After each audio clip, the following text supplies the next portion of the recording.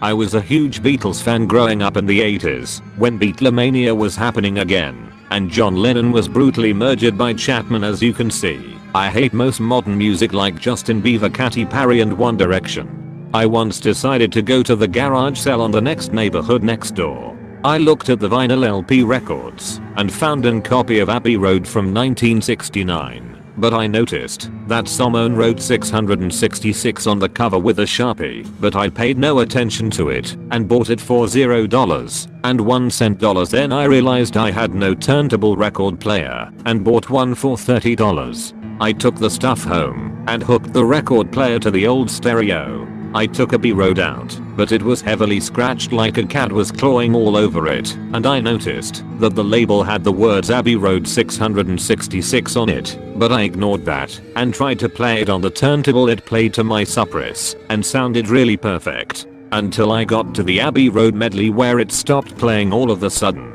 But I checked the turntable and it was still working, and then some weird audio started playing and it sounded Paul the IEING exclamation point exclamation point exclamation point exclamation point 1 exclamation point exclamation point exclamation point exclamation point 1. It sounded like a car crushing while it was raining, and it played drowning sounds for 15 minutes until I started hearing the voices of other Beatles and I heard John said no I am the walrus. And I was really scared and I wet and crapped myself at the same time at Mach 11 and it sounded like Paul being buried and the record stopped playing. The record stopped playing and I took the record.